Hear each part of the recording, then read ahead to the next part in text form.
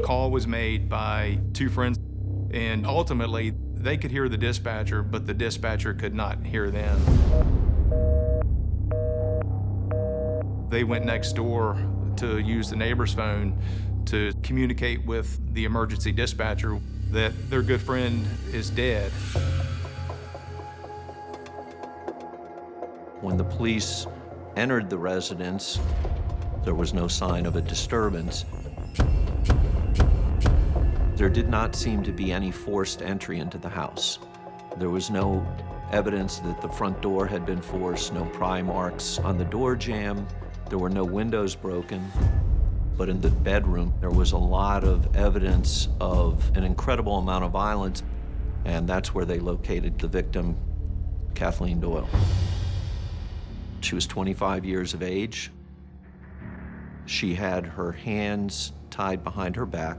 She had an electrical cord wrapped around her neck, had extensive bruising to her face and head that was consistent with some sort of a blunt force trauma.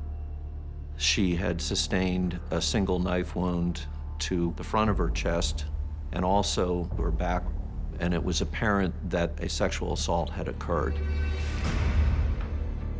There was seminal fluid on the bedspread.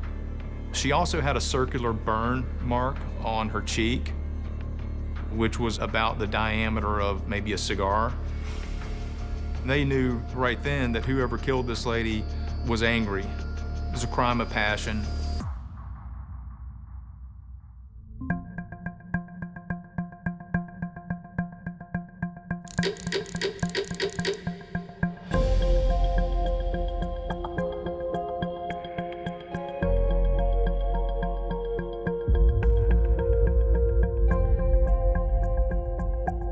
The first thing I did was I took a look at a breakthrough with the DNA technology, notably genetic genealogy.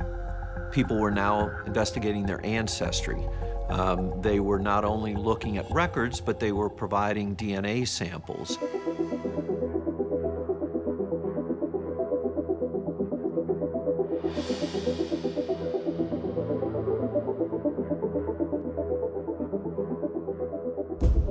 A lot of the names on the list, if you just type it into Google, whatever, dead end roads. But if you type the name Dennis Lee Bowman, serious offenses pop up throughout the state of Michigan. Attempted murder, abduction, attempted rape. We were 39, almost 40 years into an unsolved homicide case that we now had a name, and now we needed to put a face to the name Dennis Lee Bowman.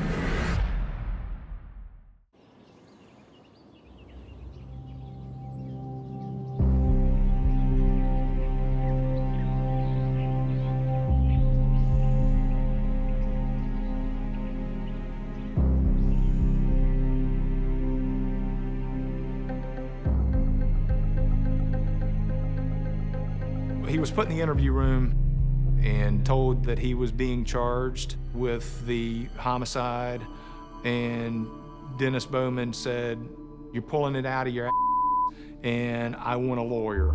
And at that point, it was over.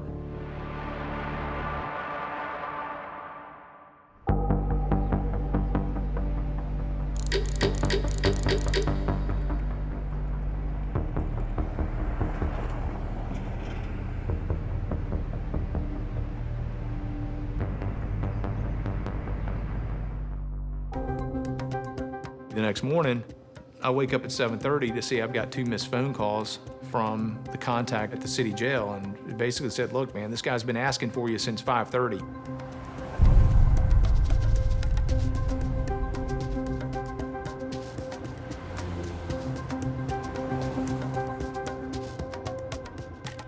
Hey, Dennis. I knew what my approach was, and I knew I wasn't going to make him feel threatened. I knew that he wanted to be in control. He wanted to control the narrative. So I get a call this morning from one of the head honchos down there at the jail, said you wanted to talk to me. Yes, sir, I do. Why don't we make this thing real easy, okay? Okay. Easy for you, easy for me. Okay. Is there any way we can get the Capitol knocked off? Well, Now, this is what I'm suggesting. I'll forego the lawyer. I will tell you everything that I have remembered from that night, and I will go before the judge and plead guilty of my own volition. Do you think we could do that? Now, I can't answer that question without having the prosecutor present and without having your attorney present. Now, you're going to be... What if I don't have an attorney? What if I don't choose not to have one? So, more or less turn myself in. So, if I understand you correctly, Dennis, you want to just do something along the lines of going to court Monday saying... I did it.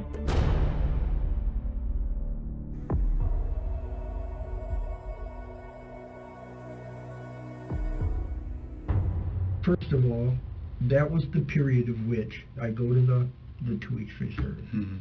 I'm 600 miles away from anybody I know. Mm-hmm.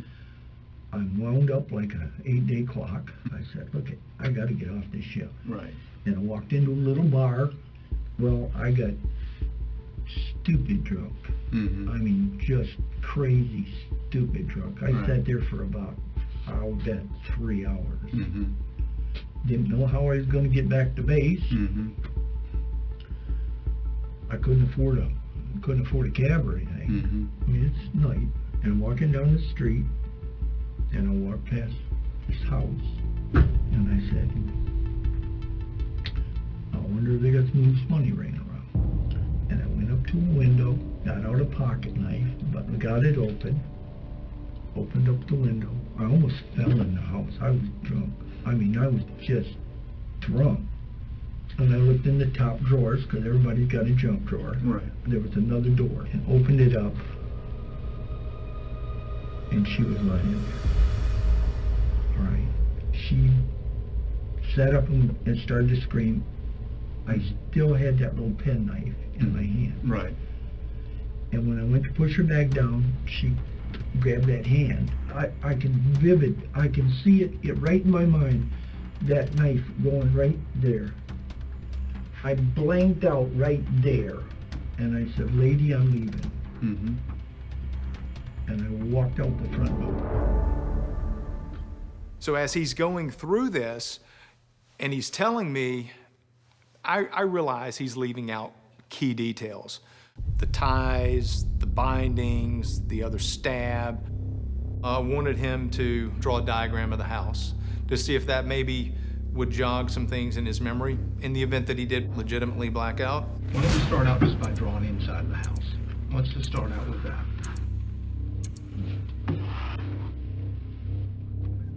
She was right there, as soon as I opened the door. Right there is where everything happened. He's putting himself inside the house, and he's describing every single detail to a T that we had.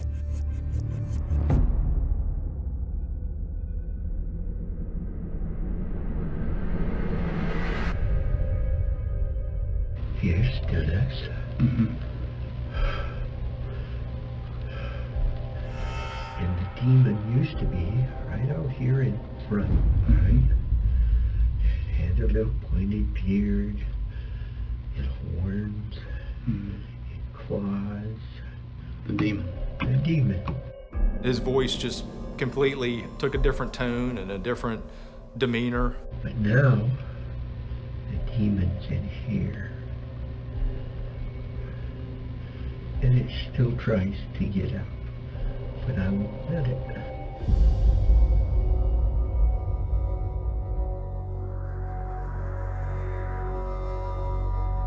That's the thing, Dennis, we have to get I don't over. see it. I'm looking. All right, I'm looking. Or are you denying that you No, got sex with her? No, I'm not denying. I'm just looking, and I can see her. You can see her set I up in can the bed. see her stomach Okay. when I put the knife. All right. So she All right. obviously didn't have any clothes on. No, she had clothes on. Well, she must not have had clothes on here if Well, you can see her stomach. I don't know. Maybe I don't know. I know she was wearing a nightgown. Okay. And that's when I blanked out. I remember when I left, All right, let's stop I for a don't- second. I don't remember. I don't think he was going to ever take full ownership of what he did that day. And that's when he kind of reverted to this childlike state to where he wouldn't look at me, he didn't want anything to do with me, and just kept saying, I didn't do that. I didn't do that. Give me a couple minutes, Dennis. I didn't do that. I didn't do that.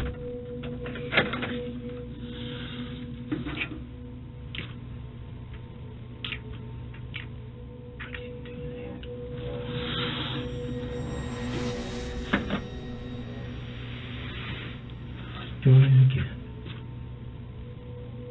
Just doing it again.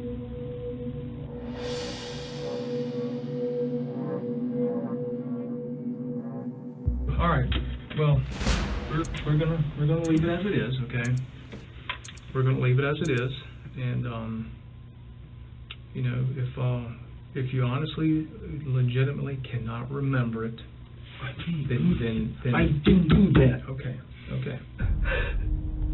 Are you okay, Dennis? No.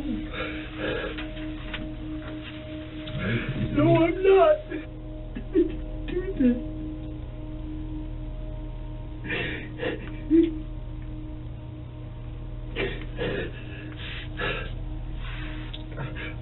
You ready to go back? Yeah. All right. You okay? No. It was mission accomplished. I think we got more than we ever thought we would get.